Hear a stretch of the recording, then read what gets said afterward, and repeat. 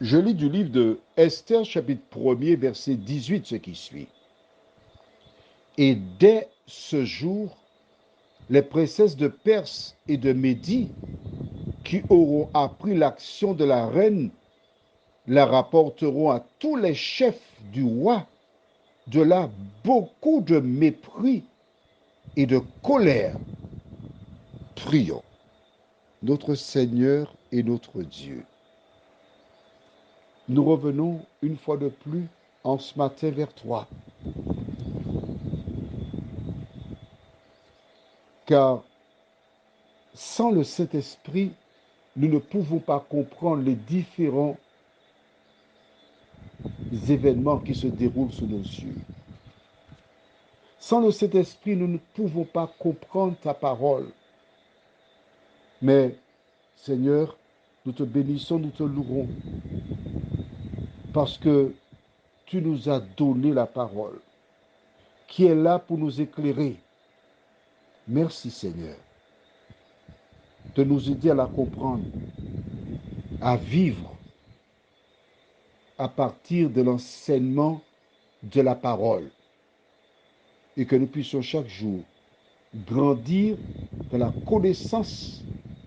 Nous te prions au nom de Jésus et pour ta gloire éternelle. Amen. Nous avons vu hier et nous continuons encore aujourd'hui cette histoire qui parle de l'attitude de la reine Vasti. Conflit. Sa décision entraîna donc une rencontre d'un conseil qui prodigua au roi la marche à suivre. Et nous voyons que ces hommes, parce qu'ils étaient tous des hommes dans le conseil, en lisant les Écritures, ils n'ont pas demandé à entendre Vasti. Elle n'a pas été convoquée. Ces messieurs ont décidé de se réunir, de prendre des décisions sans même entendre Vasti pour savoir pourquoi tu n'es pas venu. Non, ils étaient là pour défendre leur ego. Des gens diront macho. Mais je voudrais t'inviter, oui toi, ce soir, à te tenir derrière la scène pour comprendre ce qui se passe. En m'entendant, certaines femmes révoltées contre des hommes trouvent de l'eau à leur moulin.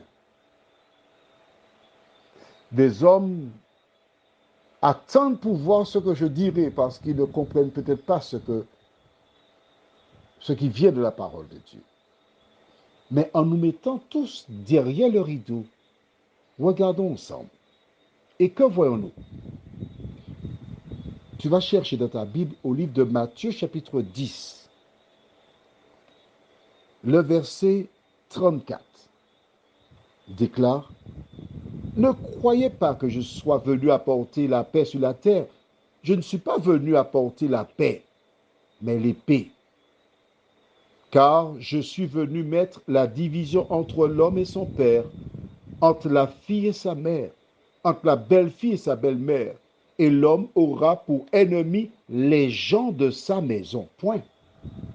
L'homme aura pour ennemi les gens de sa maison. Est-ce que c'est clair pour toi?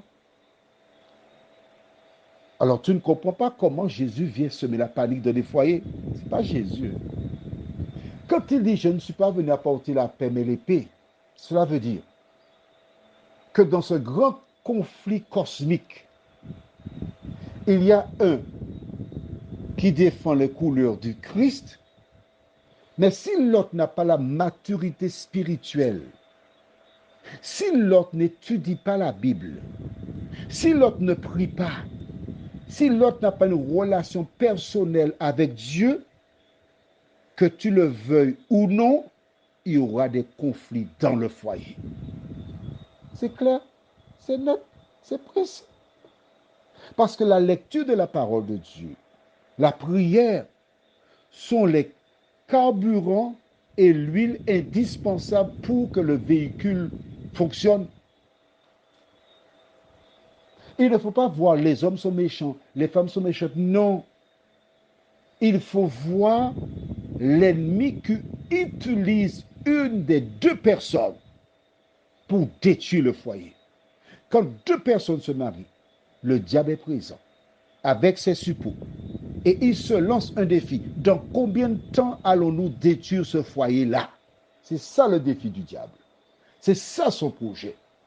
Et si les personnes ne sont pas attachées à Jésus, si elles ne lisent pas la Bible, si elles n'appliquent pas la Bible, il y aura la division. Qu'en est-il de toi? Prions. Notre Seigneur et notre Dieu. Ces hommes cherchaient à protéger leur statut. Mais nous cherchons, nous, à protéger notre âme. Merci de nous éclairer. Merci de nous rappeler, Seigneur, que nous devons lire la Bible. Merci de citer toutes ces personnes qui écoutent les WhatsApp depuis des mois, des années, à se souvenir de cette parole que je dis souvent. Lis ta Bible, prie, étudie la Bible. Le Saint-Esprit te conduira dans la vérité. Au retour de Jésus, nous n'aurons qu'une excuse, parce que la solution à nos problèmes se trouve dans la Bible. La Bible, c'est la pharmacie. Oui, la pharmacie où j'ai une pharmacienne quelque part à qui je laisse mon ordonnance. Je me suis remis entre ses mains pour ma santé.